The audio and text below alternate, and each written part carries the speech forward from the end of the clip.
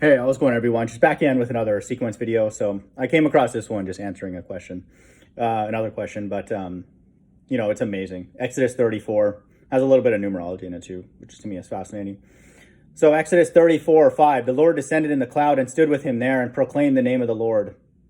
So the Lord descending in a cloud and these so-called UFOs. And so this is referencing salvation. The Lord passed before him and proclaimed, the Lord, a God merciful and gracious, slow to anger and abounding in steadfast love and faithfulness, keeping steadfast love for thousands. This is in verse 7. Exodus 34, 3 plus 4 is 7, 7, 7, 14.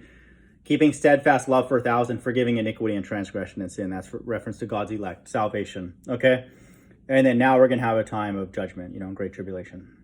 But who will by no means clear the guilty, visiting the iniquity of the fathers on the children and the children's children to the third and fourth generation. And so third and fourth generation, the symbolic language in the last days is there's a 1,260-day period of Great Tribulation, which is 3.5 years. And so it falls in between this, quote, third and fourth generation. So the language holds, in the last days. And so it's absolutely amazing. And so this is going to be a time where God is going to sift out the rest of his right-hand side. And Moses quickly bowed his head toward the earth and worshipped, and Moses is one of the two witnesses. So it's very important that he's referenced here as well.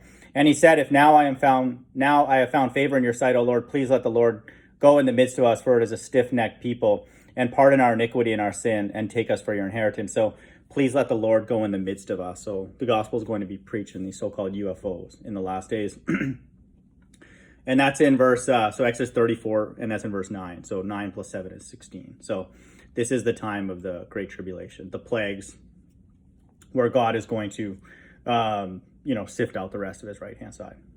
And continue on. And he said, behold, I am making a covenant. Behold, before all the people I will do marvels such as have not been created in all the earth or in any nation. Okay.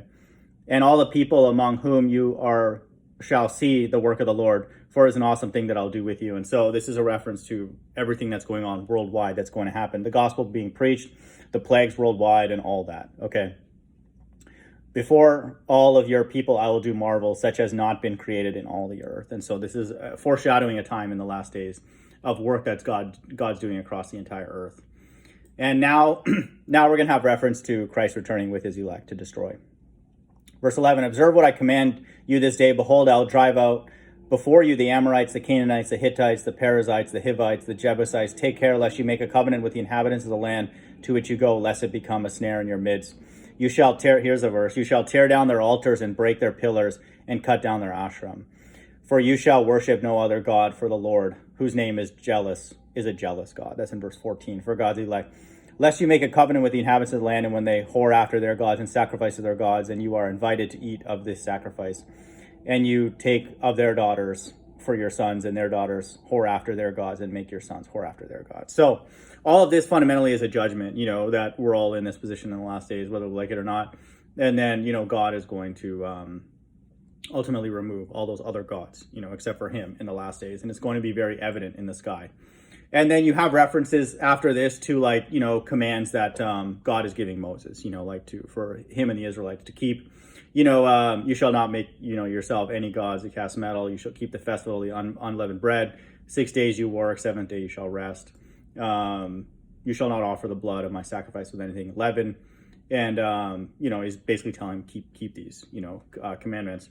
And so that's reference to the kingdom, because God's laws are eternal. And so he's not going to change his mind. Oh, I was kidding. In Exodus, I was just joking about that kind of stuff. No, I changed my mind kind of thing. No, God's laws, everything that he says, he's bound by it, just like we're bound by the words that we say, and he's going to hold us to it. It's infinitely more that case with the God of the Bible. Okay. So even here in Exodus 34, most people would read this and be like, this has nothing to do with the end times, but it's exactly there. Okay. So once a person understands the sequence, the entire Bible gets unlocked. So we have reference to salvation and the numerology. Then we have a reference to the time where Moses, the other of the two witnesses, Elijah, he's here during a time for the stiff-necked people.